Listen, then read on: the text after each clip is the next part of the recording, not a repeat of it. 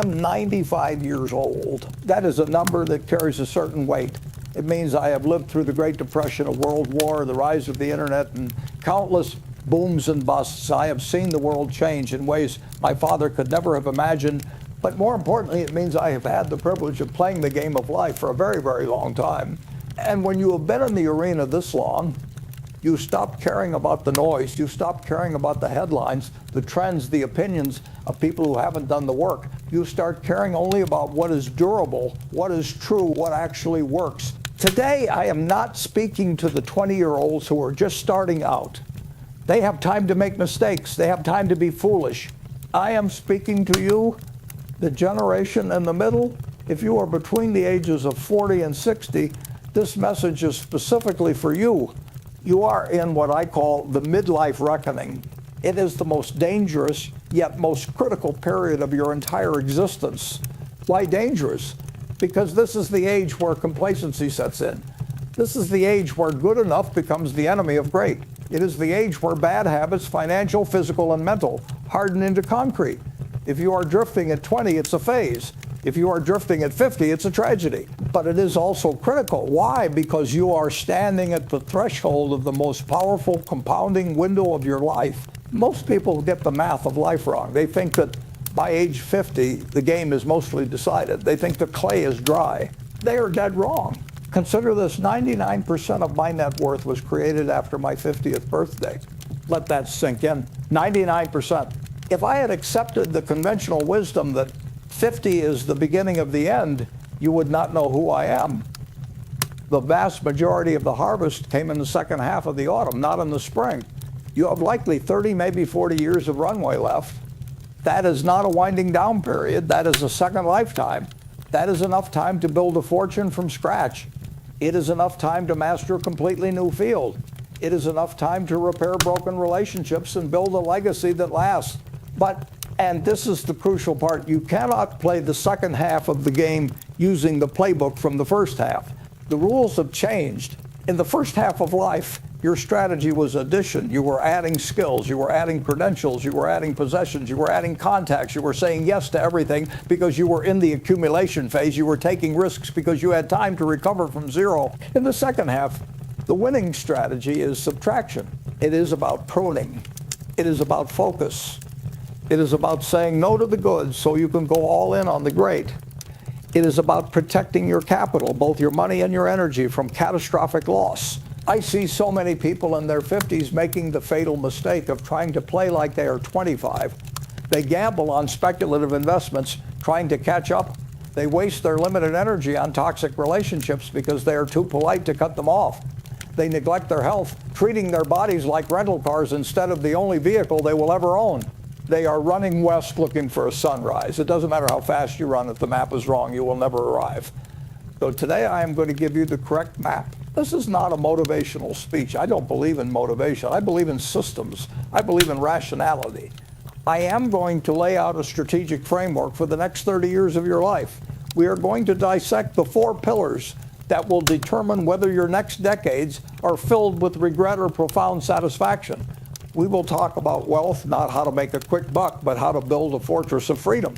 We will talk about relationships, how to audit your social circle and invest in the bonds that actually matter. We will talk about time and health, the only 2 assets you cannot buy more of. And we will talk about inner peace, the ultimate scorecard. These are the corrections I would make. These are the traps I would avoid. This is the guide I wish I had when I was sitting where you are sitting now. The first half is over. The score is on the board. You can't change it. But the second half is just beginning, and the ball is in your hands. Let's play. Let's start with the first pillar, the one everyone wants to talk about, but few truly understand, your wealth. If you are between 40 and 60, your financial strategy requires a fundamental pivot, a complete rewiring of your instincts. In your 20s, you were trading time for money. You had an abundance of time and a scarcity of capital. Now, in your 50s, the equation has flipped. You are trading money for time, or at least you should be. The biggest mistake I see people make in this decade is the desperate attempt to catch up. I see men in their 50s who haven't saved quite enough, and panic sets in. They look at their neighbor who got rich on crypto or some tech stock, and they think, I need to hit a home run. I need to double my money fast. So they step out of their circle of competence, they leverage their house, they put their retirement nest egg into something they don't understand. Listen to me closely, this is financial suicide. Rule number 1, never lose money. Rule number 2, never forget rule number 1. I repeat this often, but people misunderstand it. They think it means never have a down year. No, it means never suffer a permanent loss of capital. When you are 25 and you lose 50% of your net worth, it is a tuition fee. You have 40 years of earnings ahead of you to replace it. When you are 55 and you lose 50% of your net worth, it is a tragedy. You have lost options. You have lost dignity. You have lost the ability to say no. So the first correction is to shift your mindset from maximization to preservation and rationality. You do not need to be a hero. You do not need to beat the market. You simply need to survive the market and let the tailwind of American business push you forward. For 99% of the people listening to this, the answer is not in picking stocks. It is not in timing the market. It is in the S&P 500 index fund. Why? Because it is a bet on the ingenuity and resilience of the greatest economic engine the world has ever seen. Over any 20-year period, it has never lost money. Not once. It creates wealth while you sleep. It creates wealth while you go to work. It creates wealth while you spend time with your grandchildren. Your job is not to outsmart the market. Your job is to not outsmart yourself. Your job is to have the discipline to keep buying month after month and to never ever sell out of fear. But there is a risk greater than the stock market, and that is the risk of ignorance. This brings me to the second concept for this stage of life, the circle of competence. When you are young, you are exploring. You are widening your circle. But by the time you are 50, you should know exactly where the perimeter of that circle lies. You should know what you are good at. And more importantly, you should know what you are not good at. If you are a dentist, you understand teeth. You understand the business of a dental practice. You understand patient churn. You understand equipment costs. You do not understand the complex geology of an oil drilling startup in North Dakota. And yet, I see so many dentists pouring their money into oil wells and oil men pouring their money into dental chains. Stop it. Stay inside your circle. Inside your circle, you have an edge. Inside your circle, you can spot a fraud. Inside your circle, you can accurately value an asset. Outside your circle, you are just a gambler with a checkbook. And the market loves to eat gamblers for lunch. At this stage of life, saying I don't know is not a weakness. It is a superpower. It is the shield that protects your wealth from the predators of complexity. Now, let's talk about the best investment you can make. The one that beats the S&P 500, the one that is tax-free, the one that no government can confiscate and no inflation can erode. Investing in yourself. There is a dangerous myth that learning ends when school ends, or that your skills are set in stone by the time you are 40. This is the path to obsolescence. In a world that is changing as fast as ours, with AI, with automation, with global competition, your skills have a shelf life. If you are coasting on what you learned 20 years ago, you are a depreciating asset. You must become a learning machine. If you are 50, you are not too old to learn a new technology. You are not too old to master a new language. You are not too old to improve your ability to communicate. I have said many times that the certificate hanging in my office is not my diploma from the University of Nebraska, nor my master's from Columbia. It is my certificate from the Dale Carnegie Public Speaking course. That $100 investment yielded more intrinsic value than any stock I have ever bought because it unlocked my ability to communicate my ideas. Your earning power is your greatest bond. It is an inflation-protected bond. If you are the best brain surgeon in town, or the best plumber, or the best writer, you will always command a share of the national output, regardless of whether the dollar is strong or weak. So look at your personal balance sheet. How much are you investing in R&D for you, Inc.? Are you reading? Are you taking courses? Are you surrounding yourself with people who are smarter than you? Or are you letting your intellectual capital slowly rust away? Finally, we must redefine the goal. What is this wealth for? If you have $10 million in the bank, but you hate your boss, you are stressed every day, and you miss your daughter's soccer game because of a conference call, you are not wealthy. You are a rich slave. The ultimate dividend of wealth is not a yacht. It is not a Ferrari. It is the ability to wake up in the morning and say, I can do whatever I want today. It is the ability to control your time. If you are in your 50s, you should be building what I call a freedom fund. This is not money to be spent on toys. This is money to be spent on autonomy. It is the money that allows you to walk away from a toxic job.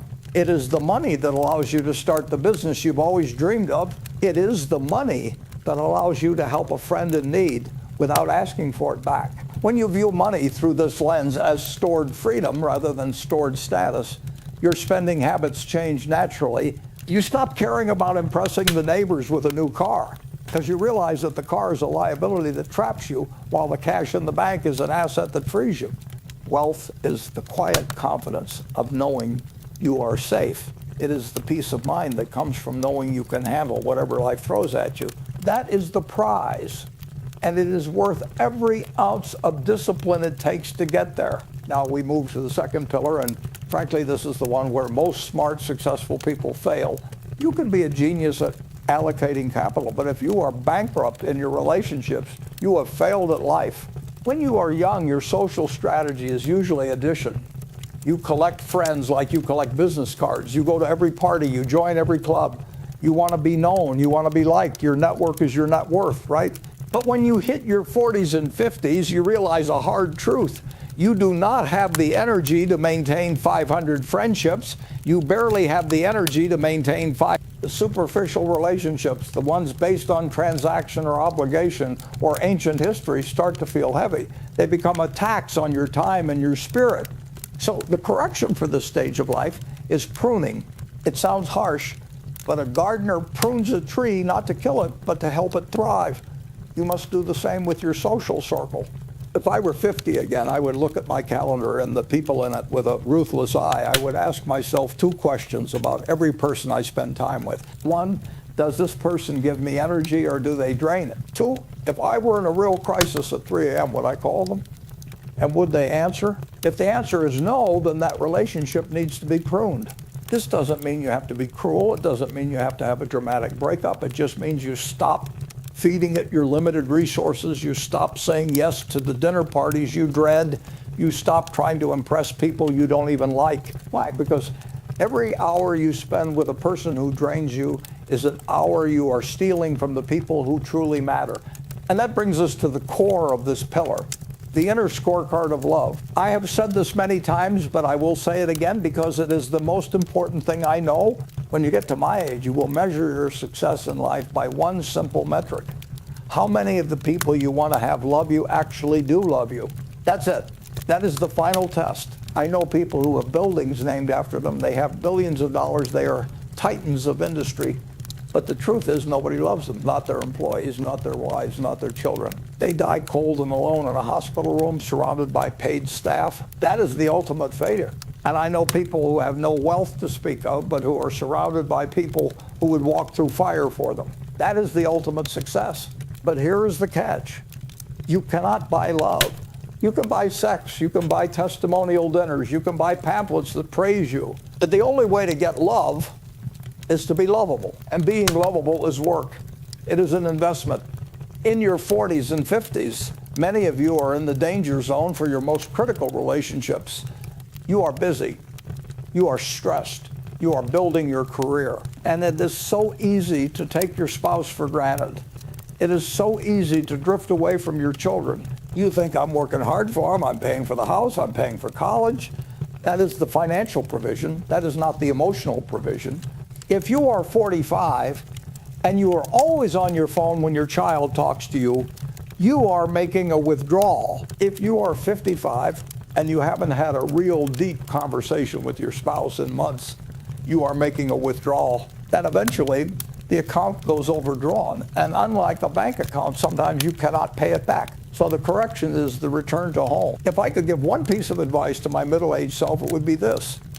Treat your marriage and your children with the same focus, the same strategic planning, and the same intensity that you treat your biggest business deal. Schedule the date nights and don't cancel them for work, ever. Listen to your teenagers. Really listen. Don't fix their problems, just hear their hearts. Show up, not just physically, but mentally. You can rebuild a fortune, you can find another job, But you cannot rebuild a childhood that you missed. You cannot easily repair a marriage that is withered from 20 years of neglect. The seeds of a lonely old age are planted in the busyness of middle age. Stop planting them. Start planting presence. Start planting kindness. Start planting patience. Because when the noise of the career fades and the office lights go out for the last time, these are the only people who will be left standing there with you. Make sure they want to be there. We have secured the money. We have deepened the relationships. Now we must protect the vessel and the fuel. Pillar 3, time and health. These two are inextricably linked. Health is simply the vehicle that allows you to travel through time. If the vehicle breaks down, the journey ends no matter how much fuel money you have in the tank. Let's start with time. When you are 20, time feels infinite. You waste it because you think there is an endless supply. When you hit 50, you begin to feel the horizon. You realize that the supply is finite. But most people react to this realization in the wrong way. They try to cram more in. They get busier. They try to maximize every minute with productivity. The goal of the second half of life is not to be more productive. It is to be more effective. And to be effective, you must be ruthless with your no. That is a mistake. I have a very simple philosophy. The difference between successful people and really successful people is that really successful people say no to almost everything. In your 40s and 50s, you will be bombarded with requests. Join this board, speak at this conference, go to this dinner, help with this project. They all seem like opportunities. They are not. They are thieves. They are stealing the only asset you cannot buy back. If I were in your shoes, I would subject every request to the epitaph test. Ask yourself, if I died tomorrow, would I be glad I spent my last Tuesday night at this committee meeting? If the answer is no, then why are you doing it? You need to clear the clutter. You need to create big empty spaces in your calendar, not to fill them with more work, but to fill them with thinking, with reading, with simply being. A cluttered calendar is a sign of a cluttered mind. An empty calendar is a sign of a focused life. I'll be honest with you. I am not the poster child for healthy living. I eat hamburgers. I drink cherry Coke. I eat candy. Now let's talk about the vehicle, your health. I have been very, very lucky with my genes, but luck is not a strategy. And relying on luck in your 50s is a fool's game. Here is the brutal truth. Your body is the only car you will ever get. Imagine if I gave you a car when you were 16 and I told you, this is the only car you will get for the rest of your life. It has to last you until you are 90. How would you treat that car? Would you rev the engine until it overheated? Would you skip the oil changes? Would you leave it out in the rain to rust? No, you would read the manual, you would polish it, you would fix every scratch the moment it appeared, you would treat it like gold. If you haven't taken care of it, the bill is coming due. Well, you have one body. And by the time you are 50, that car has 100,000 miles on it. The warranty is expired. The parts are starting to wear out. It is about being able to pick up your grandchild without throwing out your back. In your 40s and 60s, health is no longer about looking good in a mirror. It is about functionality. It is about cognitive preservation. But here's the good news. The body is forgiving. It has an incredible capacity for repair if you stop abusing it. It is about having the energy at 3 p.m. to make a good decision rather than needing a nap. This requires a shift in identity. You must stop seeing exercise as a chore or a punishment for what you ate. We have secured the money. We have deepened the relationships. Now we must protect the vessel and the fuel. Pillar 3, time and health. These two are inextricably linked. Health is simply the vehicle that allows you to travel through time. If the vehicle breaks down, the journey ends no matter how much fuel money you have in the tank. Let's start with time. When you are 20, time feels infinite. You waste it because you think there is an endless supply. When you hit 50, you begin to feel the horizon. You realize that the supply is finite. But most people react to this realization in the wrong way. They try to cram more in. They get busier. They try to maximize every minute with productivity. That is a mistake. The goal of the second half of life is not to be more productive. It is to be more effective. And to be effective, you must be ruthless with your no. I have a very simple philosophy. The difference between successful people and really successful people is that really successful people say no to almost everything. In your 40s and 50s, you will be bombarded with requests. join this board, speak at this conference, go to this dinner, help with this project. They all seem like opportunities. They are not. They are thieves. They are stealing the only asset you cannot buy back. If I were in your shoes, I would subject every request to the epitaph test. Ask yourself, if I died tomorrow, would I be glad I spent my last Tuesday night at this committee meeting? If the answer is no, then why are you doing it? You need to clear the clutter. You need to create big empty spaces in your calendar, not to fill them with more work, but to fill them with thinking, with reading, with simply being. A cluttered calendar is a sign of a cluttered mind. An empty calendar is a sign of a focused life. Now let's talk about the vehicle, your health. I'll be honest with you. I am not the poster child for healthy living. I eat hamburgers. I drink cherry Coke. I eat candy. I have been very, very lucky with my genes, but luck is not a strategy. And relying on luck in your 50s is a fool's game. Here is the brutal truth. Your body is the only car you will ever get. Imagine if I gave you a car when you were 16 and I told you, this is the only car you will get for the rest of your life. It has to last you until you are 90. How would you treat that car? Would you read the engine until it overheated? Would you skip the oil changes? Would you leave it out in the rain to rust? No, you would read the manual, you would polish it, you would fix every scratch the moment it appeared, you would treat it like gold. Well, you have one body. And by the time you are 50, that car has 100,000 miles on it.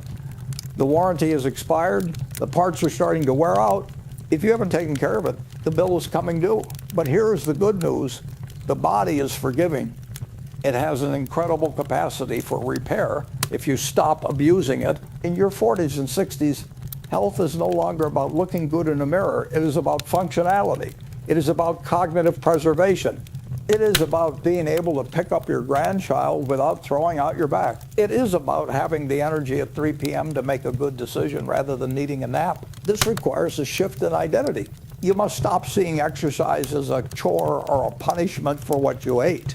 You must start seeing it as a non-negotiable professional obligation. If you are a CEO, you wouldn't skip a board meeting because you didn't feel like it. You are the CEO of your own life. Exercise is your daily board meeting with your body. You cannot skip it. It doesn't have to be a marathon. Just walk, lift something heavy, get your heart rate up, and sleep. My God, sleep. In our culture, we wear sleep deprivation like a badge of honor. I only sleep 4 hours a night. That is not a badge of honor. That is a badge of stupidity. Sleep is when your brain cleans itself. It is when your memories are consolidated. It is when your emotional regulation is reset. If you are cutting sleep to work more, you are trading dollars for cognitive decline. It is a terrible trade. Start viewing your health as the alpha in your portfolio. Every hour you spend in the gym, every healthy meal you eat is compounding. It is buying you more years. And not just more years, more good years. Because what is the point of compounding your money to $10 million if you are too sick to enjoy it? What is the point of having freedom if you are trapped in a broken body? The greatest wealth is health. It is a cliche because it is true. Don't wait for a heart attack to realize it. Realize it now. We have built the fortress of wealth. We have nurtured the garden of relationships. We have maintained the vessel of health. But there is one final pillar without which the whole structure will collapse. It is the pillar of inner peace. In your 40s, 50s, and 60s, you face a new enemy. It is not poverty. It is not illness. And he was right. It is envy. Charlie Munger, my partner for so many years, used to say, the world is not driven by greed, it is driven by envy. We have built the fortress of wealth. We have nurtured the garden of relationships. We have maintained the vessel of health. But there is one final pillar without which the whole structure will collapse. It is the pillar of inner peace. In your 40s, 50s, and 60s, you face a new enemy. It is not poverty. It is not illness. It is envy. Charlie Munger, my partner for so many years, used to say, the world is not driven by greed, it is driven by envy. And he was right. At this stage of life, you start to look around. You look at your peers. You see your college roommate who just sold his company for $100 million. You see your neighbor who drives a newer car or goes on fancier vacations. You see the carefully curated, fake perfect lives on social media, and a little voice in your head whispers, why not me? I am smarter than him. I work harder than her. I deserve that. That voice is poison. Envy is the only sin that you can never have any fun at. Gluttony, at least you get to eat. Lust, at least you get some pleasure. But envy, it is pure pain. It is drinking poison and expecting the other person to die. If you are 50 and you are still playing the comparison game, you will never be happy. No matter how much you make, there will always be someone with more. There is always a bigger boat. So the correction is to switch your operating system from the outer scorecard to the inner scorecard. The outer scorecard is what the world thinks of you. It is the status, the rank, the awards. The inner scorecard is what you think of yourself. It is your own standards, your own values. If I judged myself by the outer scorecard, I would have bought a yacht 50 years ago. I would live in a penthouse in New York. Not the same house in Omaha I bought in 19. But I live by my inner scorecard. I know what makes me happy. I like cherry coke. I like playing bridge. I like reading annual reports. I like my old house. I don't care if the world thinks it's boring. I don't care if it's not billionaire behavior. It is my life. The moment you stop trying to impress people you don't even like, you unlock a massive amount of freedom. You stop buying things you don't need. You stop doing things you don't want to do. You become authentic. And this leads to the ultimate secret of inner peace, simplicity. We are taught that more is better, but as you age, you realize that less is better. Less clutter in your house, less drama in your relationships, less noise in your head. Complexity is a fragility, simplicity is a strength. If I were 50 again, I would become a minimalist, not necessarily in having an empty house, but in having a focused life. I would simplify my finances. I would simplify my schedule. I would find joy in the simple things that cost nothing. A walk in the woods, a good book, a conversation with a friend. Happiness is not out there waiting to be bought. It is right here waiting to be noticed. The gap between wanting and having is where misery lives. You can close that gap by getting more, which is hard and endless, or you can close that gap by wanting less, which is immediate and within your control. Embrace simplicity.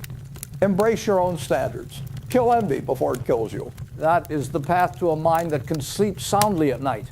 We have talked about pivoting your wealth from risk to certainty. We have covered a lot of ground today.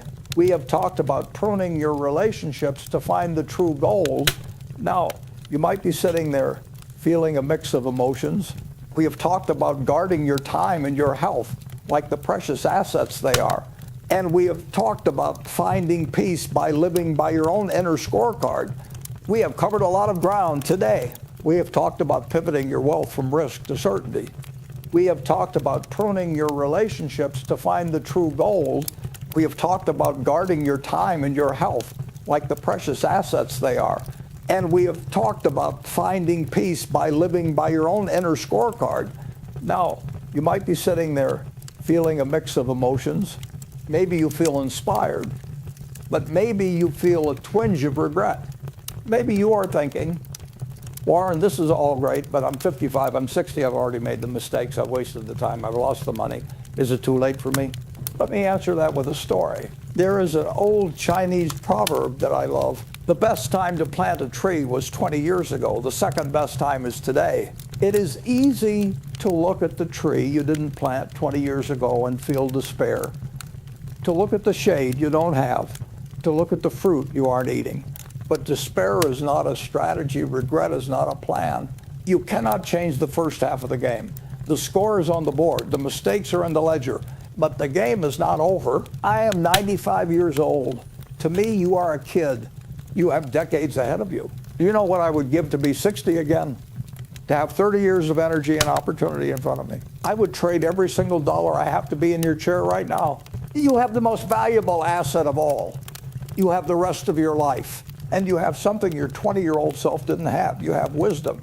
You have scars. You know what pain feels like, which means you know how to avoid it. You are equipped for the second half in a way you never were for the first.